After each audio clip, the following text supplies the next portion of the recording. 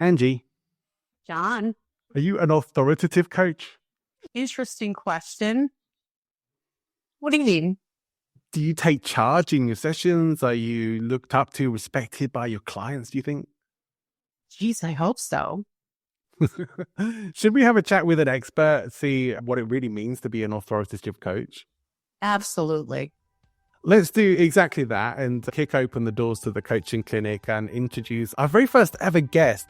Welcome to the Coaching Clinic with John and Angie, the show for professional coaches that explores the ins and outs of coaching, from working with clients through to running and marketing your coaching business. If you're a professional coach who's committed to your own personal and professional growth, cares about making a difference, and wants to have a successful coaching business, you're in the right place.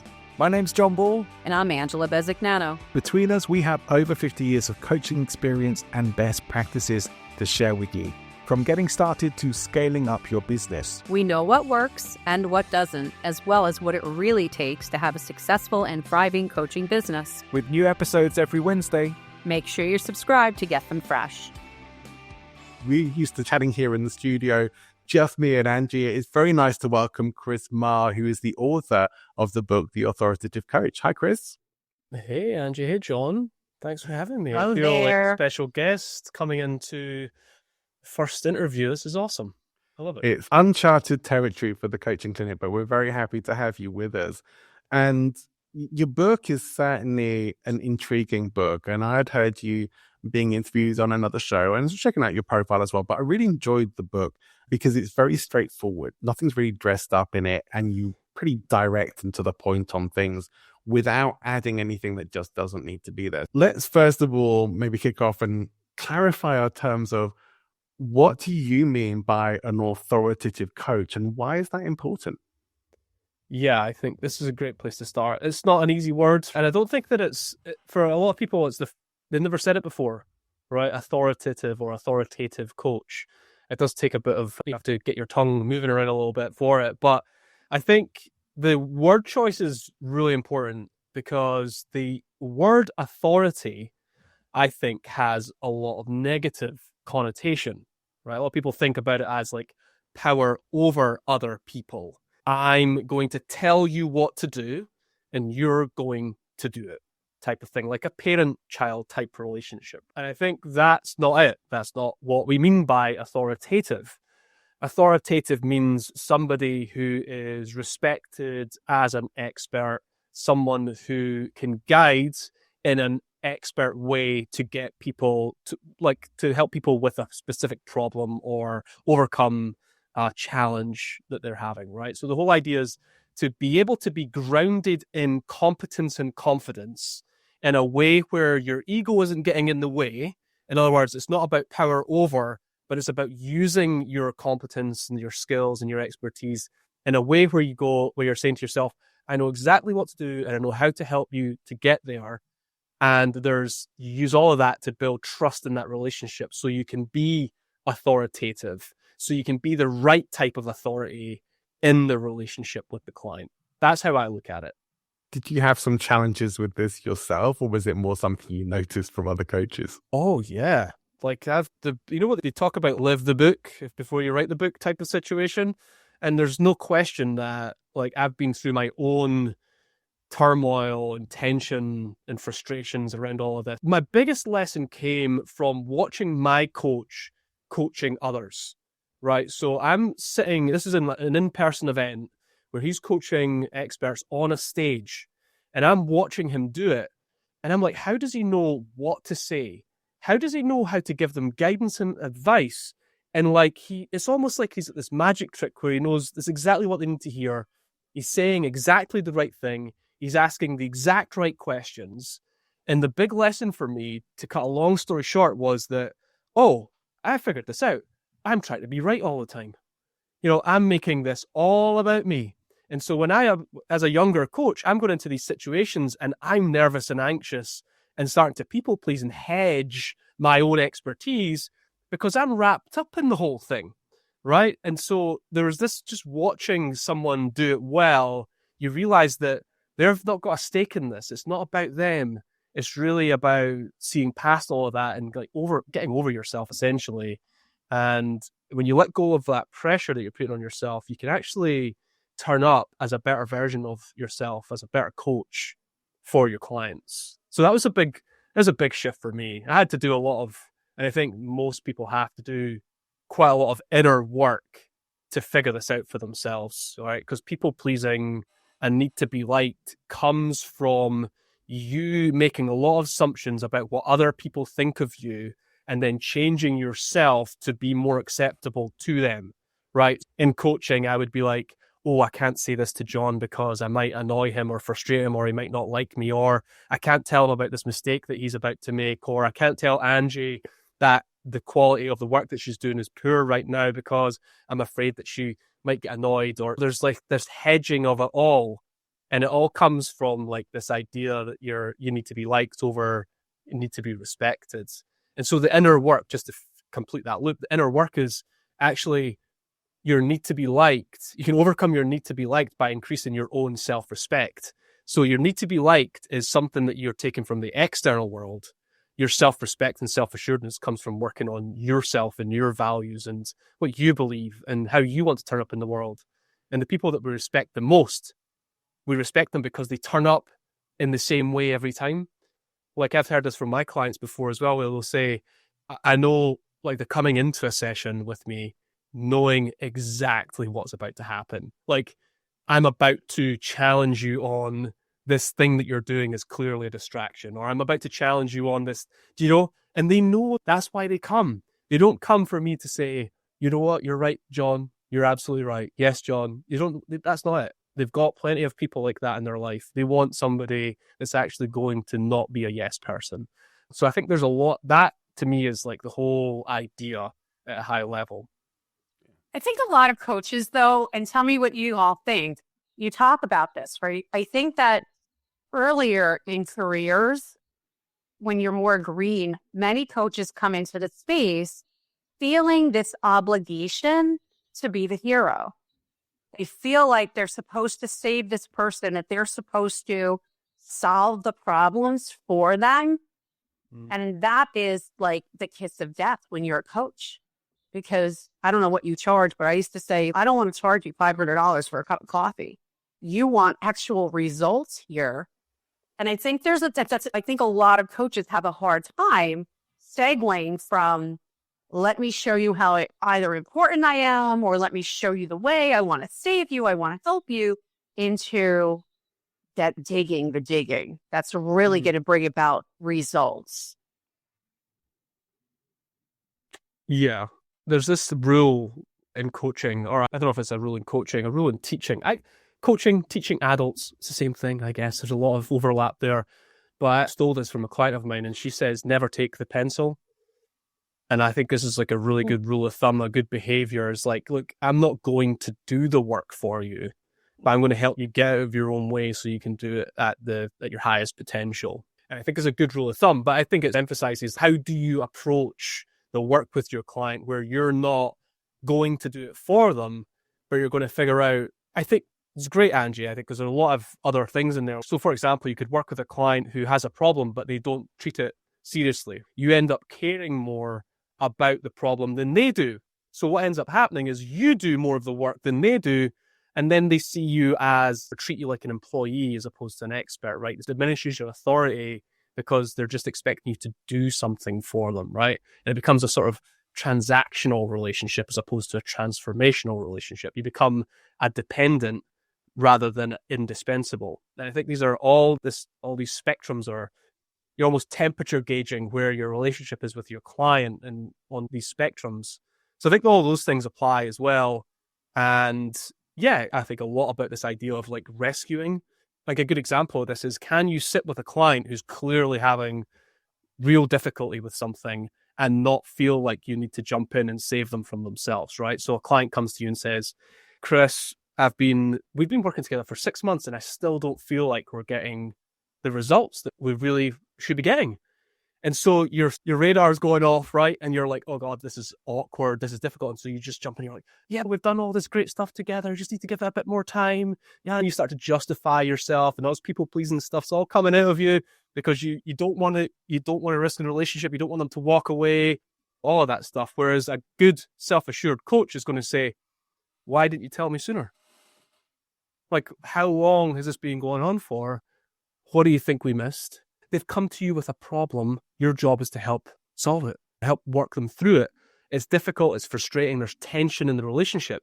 But can you be the source of clarity and assuredness? And can you stay in that place, that professional space, and help them work through it? And I think we're playing with a lot of that, Angie, as well. Like, just making sure we understand what's my role as the coach in all of this, and can I be that?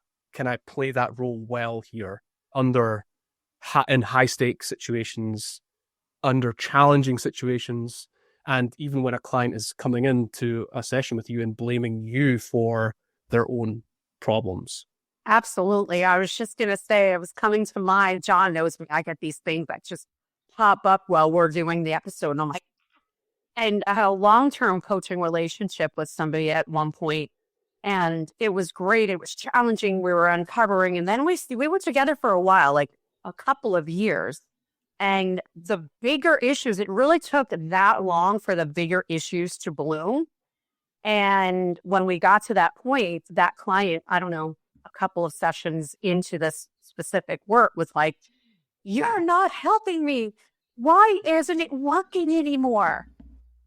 And I had to put on a different cap, and I had to say, all right, wait a minute. Defending myself is not going to work here. And it's really into what you're saying. I don't think of it as a pencil. I always think of it as, I'm a surgeon. I'm doing open heart surgery here. And at no time do I want that client to get up off the table, right? I can't be distracted. I have to do the work I'm here to do. I have to stay laser focused. And I came back and said, at the time, why do you think it's so hard? Yeah. Why are you feeling so frustrated? I had to remain the coach. I couldn't feed into whatever emotion, and it was getting harder, which happens, right? We know that as coaches, John, right? When the work gets harder, sometimes we get resistance and tomatoes thrown at us, right? What are you doing? So we have to stay the course. We have to remain the pace car. I think that's one of the reasons for me why, early on in my coaching career, I was only as good a coach as my last session for that. And that was for a while, because it was that thing of me putting the pressure on myself that I was the solution, not them. And so if things were working well and I was able to help them and solve things for them, that was a good session. If I wasn't, or there was resistance, or things didn't really go according to plan, or they didn't like what I had to say, that was a bad session. And that went on for a long time until I realized that that shouldn't be happening, and that it wasn't really to do with that. And to take this position, was there a sort of wake up point for you where you recognized, Chris, that it was like, I can see that I'm doing too much for them and trying to make them happy? And what was that? What action did you take? Yes, great. Yeah, I think so. I think it was probably more of an evolution than like a light switch. I think it was an evolution of things for me. Part of my journey or my story is that I've been a coach for about 15 years in some capacity. I didn't always call myself a coach, but that's ultimately what I was doing. I think identity is key here, right? In other words, as soon as I knew that I was supposed to be a coach, I became a coach, right? It's like, there's a big part of that in there. It's about accepting that is it and how to be great at that thing as opposed to kind of hedging on it. I think that ironed out for me only a few years ago. I went to do a master's in counseling thinking that is where I should be going. And I didn't complete the course. I stayed there for about 9 months, and that just helped me realize that's not it. And I absolutely should be a coach. And then I produced the book, and then obviously went all in on that thing. But I think a big part of this evolution was, I don't know any other way to say it other than reps and volume. I just think that a big part of this is about getting exposed to difficult situations that you have to figure out how to deal with. The amount of mistakes that I've made to figure that out is, you could just go on and on. If it was a tattoo, it'd be like right down my arm, essentially. It's like, there's all these mistakes. And I think the one thing that I did well, John, was learn from every single one. Like, every mistake was documented. I got feedback on call recordings, and I had someone telling me, like, do you see what's happening here? You did this. What would it have looked like if you did that instead? And it's like trying to move through this. So like that feedback loop. And it's interesting to me that this is a long answer, but I think this is the truth for me, essentially, is that even as a younger coach, do you know what the gap was? It was skills. It was skill development. That's what it is. And anyone that's listening to this is like a young coach, like you said, green, just coming to this for the first time. I think the best thing you can do is understand that coaching is a toolbox of skills that you need to develop. And the quicker you realize that, I think the faster your journey will be to being a great coach. It's skills that I need to collect and develop and practice. Cool. So how do I open up a coaching session? How do I deal with resistance? How do I ask the right questions? How do I close a coaching session?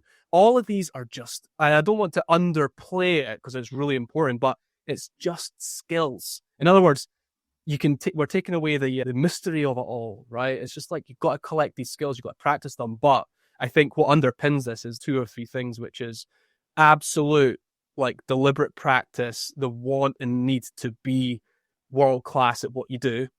And when deliberate practice, not just reps and volume or quantity, I mean, you're picking skills and you're deploying them in moments deliberately. So you're saying, I want to ask better questions in coaching. So I'm like, what are those questions? And then I'm using them and I'm practicing them, and it's very deliberate. And then I think reps, volume over time, you just wrap all of that up. I think you evolve very quickly as a coach. And I think the one dial that was missing for me in my journey was understanding that it's skill development. If I knew 15 years ago that it was skills, that was so very clearly that I need to develop skills, I think I would have picked that up a lot faster. And so I think it's evolutionary. You get better over time as you master the craft, and you start to realize that, right, I'm diminishing my own authority here as an expert because I'm still writing these blog articles for my clients. I should be teaching them how to fish rather than giving them a fish. And I think as you get older, I don't want to say that it's age, but there's a level of maturity, say. I think that maturity could come for somebody in 6 months. It could take 60 years for somebody else, perhaps. But you get to a point where you realize that, my job, the best, like, the role that I play for the client is to help them to succeed at their highest potential. I'm behind the curtain. And there's, I think, a lot of this philosophy of coaching. If you want to be a great coach, I think you have to obsess over it as well. I know I've given you a long answer here. I don't know that there's a very specific point to where I learned how to be or to mature as a coach, other than I feel like it's evolutionary, like all the time growing. It's like a consistent growth. Which is what we want. We're personal development professionals, after all. Our personal growth is part of our personal growth is also our clients. Like, our growth benefits our clients, and often vice versa as well. 100%. I love what Chris said about the toolbox, because that's like a little bit of because, I used to train coaches, right? For a company that I worked for, I was a coach, but I also trained the coaches. And I'd say to them, like, we're giving you the tool belt with the tools, and we're going to show you how to use, but it's up to you to actually perfect that. And not that I believe in perfection. I'm not trying to say that, by the way, but I think there's an intentionality about being a coach. I think that many coaches that first start out are so focused on getting clients, and they get 1, they get 2, they get 3, and they're, yay, this is so exciting, that they forget about what's going on within the session, because now they're a business owner too. So I think it like shifts the lens a little bit, but I think being a great coach is about intentionality, as you're saying, within every session, right? Being the authority for sure, and creating the rapport, building the trust so that you can. And you have to do that with you have to show up. You have to be who you are in that role every single time. Yeah, understanding who you are and accepting yourself for who you are, and not dimming down who you are. Like, I say it as a sort of a disarming. I say I'm too much for some people. I'm okay with that. You could figure that out as we go through this, but I'm just a lot. I go fast. You're going to have to keep up with me. So I've had this with most of my clients. I'll say, you're going to have to keep up with me. And one of my clients said, no, Chris, you're going to have to keep up with me. It's happened once. Everybody else is, and I'm okay with it. as long as you're okay with it. In other words, I'm not going to change the style, the way that I approach my coaching because you can handle a certain aspect of it, right? We'll work through that together, but this is me. You're getting me, and I hope that over time you will continue to get a very true version of how I help in these circumstances. I'm not going to change that.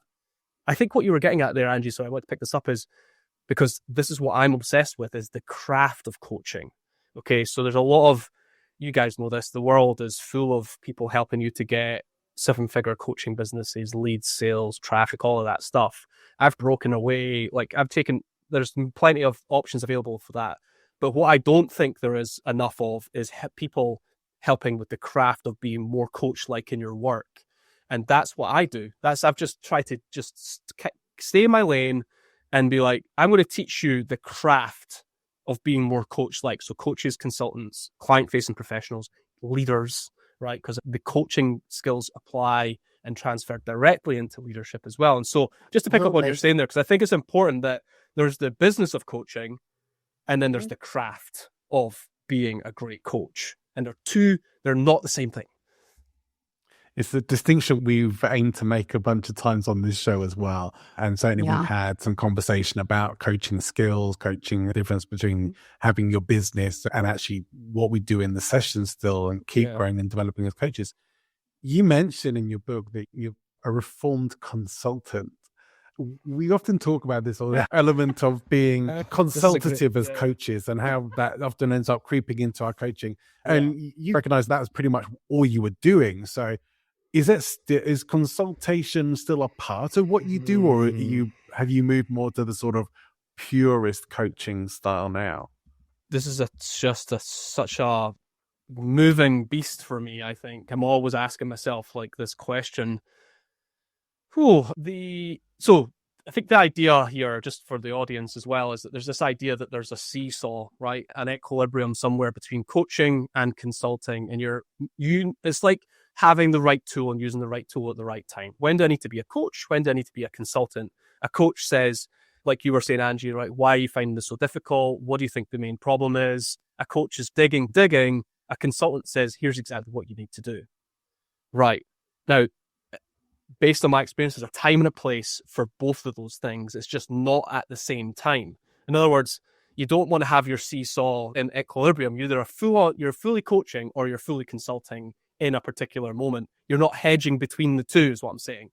And so that's a big lesson, just knowing when. Now, for example, I've had pushback on this before from, I would probably argue, purist coaches, which is you're not supposed to give your client advice. Right. And I was like, okay, so I'm not teaching you how to be a purist coach. I'm teaching you how to use your expertise to help your client get the result they're looking for. It's a different thing. So there's times, though, when your expertise must absolutely be communicated in a straightforward way. For example, if your client's about to drive off a cliff, you're not going to sit there and go, so if you turn left here, what could happen, do you think? It's like you're not going to self-discover they're about to run off a cliff, right? You're going to say, hey, look, I need to stop you here. What I don't want to see happen here is that if you do this, my concern is this, okay? So let's talk about that. Then it's back to coach mode, right? So you're like quickly in with the consultant and then back into coach mode for what are we going to do with this type of thing. It's similar, it's like with feedback as well. It's like you need to, at some point, as an expert, you need to be able to very straightforwardly communicate in a way that's going to land your expertise, or your expert recommendation is how I would say it. So based on everything I've heard today, here's exactly what we need to do. Now that we know what to do, let's talk about how we're going to make it happen. Who's going to do it? What could get in our way? Then you're the coach again, right? So there's this balancing act between the consultant and the coach. And I think it's about deployment at the right time, based on the relationship, based on what's actually happening in the moment. So I've had clients that are under, not my clients, expert consultants who are under duress or there's a lot of tension. A good example would be, been working with a client for a couple of years and you've become too familiar. I talk about this idea of familiarity breeds contempt. You're too accessible. You can be a prophet to the world, but no one will listen to you in your own town. This idea that you've become too familiar, too accessible. And so the client starts to push back, doesn't take your advice, doesn't follow your guidance, doesn't answer your emails. You're starting to become ignorable in this relationship. And that might be a time where you may be like, I need to step into consulting mode and say, look, if we continue down this path, this is what's going to happen. None of us want that, do we? And they say, no, we don't want that. So here's exactly what we need to do to make sure this won't be true for us. We need to do step 1, 2, 3, 4, and 5. Okay? That's the plan. Anyone disagree with that? Anyone got any questions? Cool. We all in agreement then, this is what's going to happen. Yes. Okay. Then back into coach mode, right? So some examples of how I see it now, having written the book. That particular chapter is probably 2.5 years old now or something since first writing, and having gone from coaching businesses to coaching consultants and coaches, I think my view or opinion has changed somewhat. It's evolved into that neither of them are bad or good. They're both tools. They're both personas, both roles that you play in the relationship. But you need to be very, I think, aware of which one is needed, and also be aware of where you're using the wrong one, and or if you're in one mode for too much of the other. And I think that's the truth. And you know what's funny about talking about all this? There's so much potential contradiction in all of these lessons. So a lot of people want absolutes. There isn't really any absolutes in communication. There's contradictions, but I would just reword that as the right tool at the right time.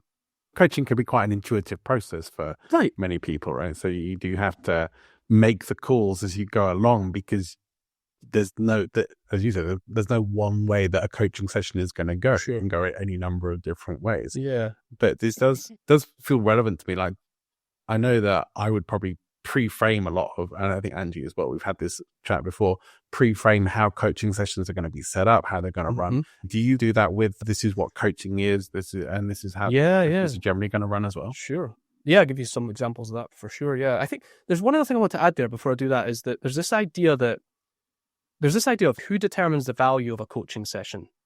All right. The easy answer would be the client. The client will tell you if it's valuable or not.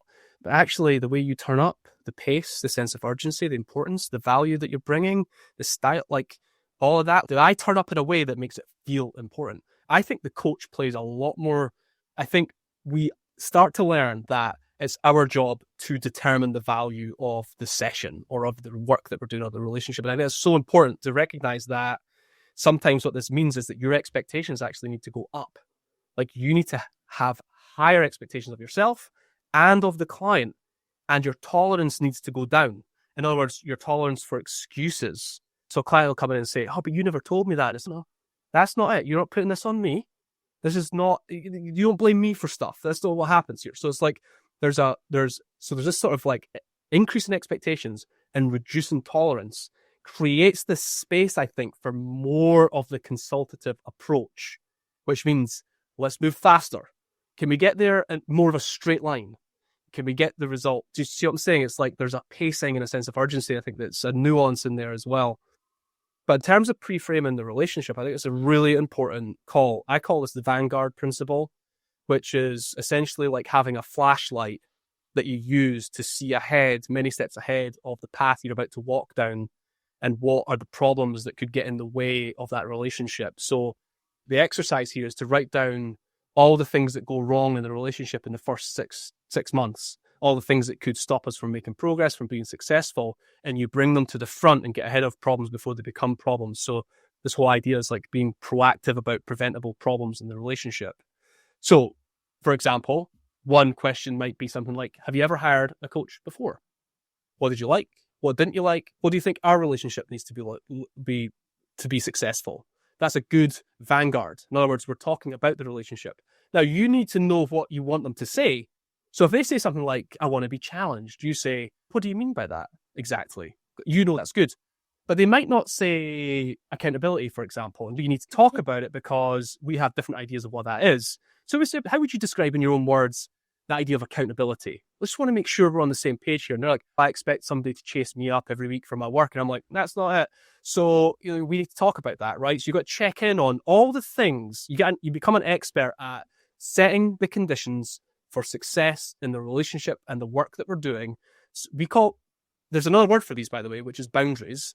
But ultimately, you're setting the conditions for success in the relationship and the work by getting ahead of problems before they become problems, reducing friction, and ultimately setting the client up for success and you up to be the best coach that you can be in the relationship. I think it's a massively important thing to do well. And I think if you don't do it well in the beginning, it ends up becoming your disadvantage in the long run. So the whole idea is that if you do it at the beginning, the client doesn't even know there's going to be problems, but you do. So you get ahead of them. It becomes your advantage. But if you leave it too long, it becomes their advantage into your disadvantage. And I think it's critically important to deploy the Vanguard principle at the beginning, to do it well, and that you continue to improve how you Vanguard the relationship and the work over time. You should just get better and better at it. Every new client should be set up better than the previous one based on all the stuff that you've learned about how to make the relationship set up for success. But it circles all the way back to creating intentionality, right? You can't come into a coaching session just like willy-nilly by accident. Let's just see what falls out this or what shakes out this week. Like you're not really determining anything. You're just setting the stage for it. You're being intentional. You've got a bit of a game plan. You have an idea of what path, where do we go? There's a million paths that we as coaches can choose. And I think sometimes we leave too much up to the client. They hired us, but we can't just be there and show up and go, no matter what I say or do, they're going to think this is great. Maybe for a little while until the shine comes off the apple. And then they're like, where's the value in this? Yeah. It's a really important point. I think there's lots to this idea of the Vanguard, but there's one other thing that I think is really important is that we're continually stretching the gap between where they are and where they want to be. So I just call this raising the stakes. So really what we want to do is, again, it's all about self-discovery, right? I'm not telling the client what they're going to do. I'm getting them to tell me what they want and why they want it. And it's what is the real problem that we're trying to solve here? And why is that a problem for you? And how's that holding you back? And you're really just making a mountain out of a molehill for them because you know that you're going to be the one guiding them up the mountainside to get them to where they want to go. And I think I do see that this is a majorly missing gap in a lot of work that coaches and consultants do is they think exactly what you said, Angie. It's like, oh, they see me as an expert. I think they'll just pay me money and then we'll get stuck in. And then they start missing sessions. They start deprioritizing the work that you're doing. And you realize that you just didn't do the work at the beginning to raise the stakes around this. Like a good scenario would be that you have that discussion with them and then they say, actually, now that we've been through it, I don't think this is a priority for me right now. And I think I want to revisit it in 6 months. You're like, great. That's fantastic for both of us because then we won't be wasting our time. We can come back when it's actually a hot topic for you and something that you actually want to do. And so I think we have more of a role to play in raising the stakes, not defining perhaps what's at stake, but helping the client to articulate the stakes. That's our job because we want it to feel important. We want it to feel meaningful. If it doesn't feel important or meaningful, they will not do it. So I think our job is we have to raise the stakes. We have to manufacture it through the right questions and the stuff that we're talking about today. I think it's really important. Yeah, we're setting them up for the journey. Let me ask you, you talk about moving away from people pleasing and partly also that encompasses challenging your clients and in good and healthy ways. You, in the book, talk about radical candor, enough to have 2 chapters on it, that this is being one of the most important points, or being that person who is going to say what really needs to be said. And you say, you don't want them going off the cliff. We sometimes need to step in and intervene, but we sometimes need to tell them what they most really need to hear. And that may make us unliked. But we've talked about this to some degree on the show before. Coaches, especially newer coaches, but a lot of coaches, even very experienced ones, struggle with this to the point of, does radical candor mean being a bit of an arsehole to your clients? Or does it mean just being really direct and just saying, you know what, there's something kind of staring out at me here that I think maybe no one's going to say to you? That we need to be like the Simon Cowell in Pop Idol saying, you know what, maybe it just wasn't that good actually, and there wasn't a great performance for me. Yeah. So I think I always talk about, I sign off all my emails, all my content with say what, right? That's the mission. The mission is to help you as a coach to feel confident and competent with the skills to just say what needs to be said. Now, one of the things I think is really important before we talk about radical candor is that's your job. The reason we've got too many yes people in our life already. You don't need to be another one. Your job is to literally have a POV, a point of view, an opinion about what that's a big part of why you get paid is to have a perspective, right? And so if you don't, that's going to diminish your authority with your clients, right? And so I think just goes without just to say it's your job to do that, right? But then if you think, okay, fine, how do I feel more confident doing it? Well, you go, okay, what's the skill that I need to learn in order to feel more confident saying what I see in a way that it lands, right? And that's where radical candor comes in. And so for those that are unfamiliar with radical candor, it's a quadrant, right? So you've got two axes. The vertical axis is how much do I care about the other, right? I'm not sure if you can swear on this podcast or not. You can. How much do I give a shit would be the simple way. And the horizontal axis is how willing am I to piss somebody off? And it's the balance between giving a shit and pissing someone off is where radical candor is found. The arsehole quadrant, which is the obnoxious aggressive quadrant, is the quadrant where you're very capable of challenging directly, but it feels like a gut punch when you say it. So it's not nice. You will probably get the result, but I don't feel good about it. And this is where radical candor is like at the listener's ear as opposed to the person speaking. So it's how it's received. So I've got a client, for example, that forwards all her emails to her asshole checker before she sends it, so that she knows that her emails are actually high caring and direct, right? So she forwards it to an app, it rewords her email for her. So it says, hey, look, I know that you and I, we both want this to be done on time. It's really important for you. It's like it's a bit more of the we and us in this as opposed to what I want, right? So how do you get out the asshole quadrant? In my experience, having taught radical candor to literally hundreds of people in different professions, is that most people, there's only about 20% of people who find themselves in the asshole quadrant. It's easier for them to move up to high caring, but maintain directness. The difficulty is for those coaches and consultants that find themselves on the other side of the spectrum, which is being ruinously empathetic, which is I really do care, but I care so much about my own feelings in this that it's very difficult and awkward for me and embarrassing for me. I'm not willing to risk the relationship and say what needs to be said. Now, the harsh truth of this is that you're an amateur in that box, because the professional is the one that leaps over into radical candor for ruinous empathy. You're not being the best coach for your clients. You're actually letting your clients down by not saying what needs to be said. And I would also argue this, that you don't need to be able to do it perfectly at first. What you do need to do is step into it, right? So even if you don't feel like you're going to do it well, the fact that you did it is more important than getting the words right. Okay, it might not land right, you might not get it perfect, but stepping into the box, like overcoming that sort of impasse, is what the professional does. The way I look at it is, I care so much about your success and wanting you to win. I literally cannot sit here and watch you screw it up. I can't watch you do it. I have to say something, because if I let you do this now, 6 months from now, you're going to say, Chris, why didn't you tell me sooner? And that, I don't want to be that guy. That's not value. That's not it. Right. So I'm not going to sweep it under the carpet. I'm not going to let it slide. I have to say it.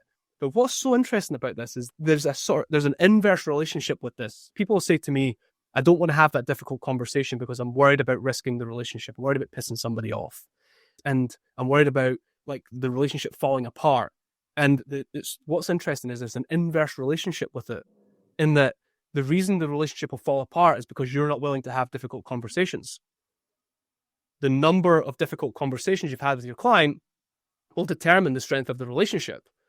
And so understanding that helps us to say, all right, okay, actually, this is what I'm here to do. I'm supposed to do this. I better get good at it, right? And learn the skills of how to have these difficult conversations. And even more advanced, how to proactively introduce tension into the relationship for their own betterment, their own results. And so I think it's our job to get ahead of problems before they become problems, see what's going to happen if they do this thing now, say what needs to be said so we can get ahead of it, and then if we do that and we have these difficult conversations with our clients, it's actually an opportunity to galvanize our relationship with our clients and grow stronger together.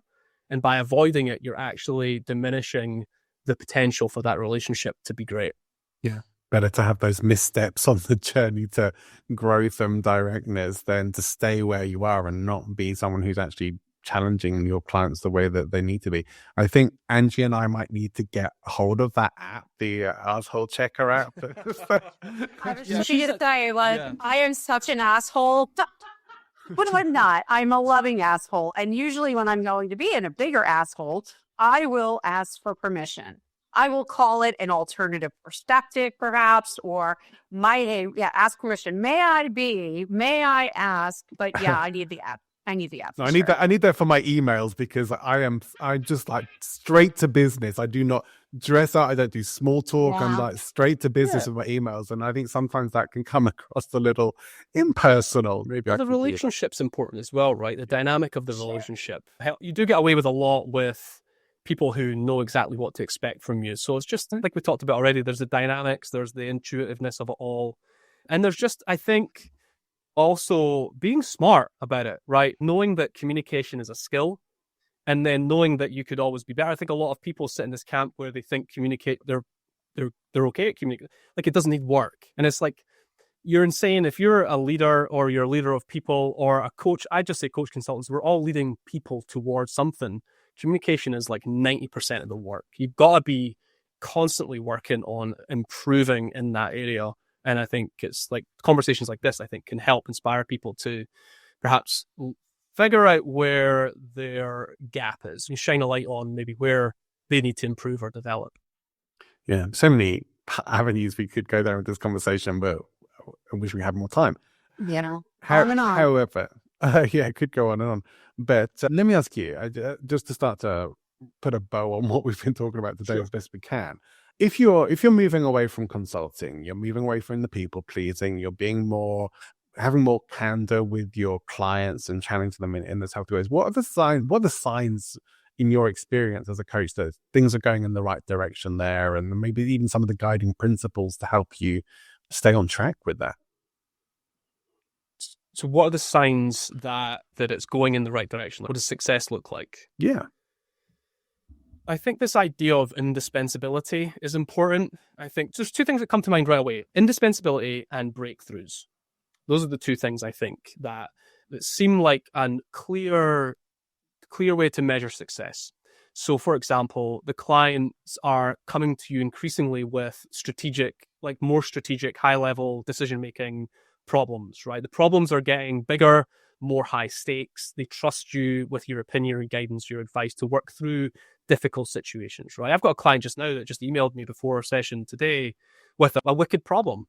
And to me, that's a signal that she wants to work on bigger problems with me. And that's really cool. I love that. I don't want to be a bottleneck in her process. I want to be a liberating force, right? So I don't want her to be like, oh, I better check with Chris before I do so. It's not that. It's that she's bringing deeper, meaningful problems to the table. And that's a signal to me that our relationship is continuing to grow and develop. And another one's breakthroughs. Like, your clients you can't manufacture these, of course. You can just create the conditions that hopefully they'll happen, but your clients are just doing their best work. They're having some real level up, like in certain situations, and they're having breakthroughs. They're having conversations with you that they just never have with other people, and they're figuring out a lot about themselves. Those are the two things that jump to mind to me. But I also feel like I have to go here, which is like there's an internal check-in, temperature check on me. Am I going to sleep at night feeling like I'm being my authentic self? And I know that word, it gets bandied around a lot, but I mean it in a sort of serious way. Am I able to be me in all of this? And I think there's maybe always something to work on there, but I think as that increases, you get towards being just me and allowing me to be me.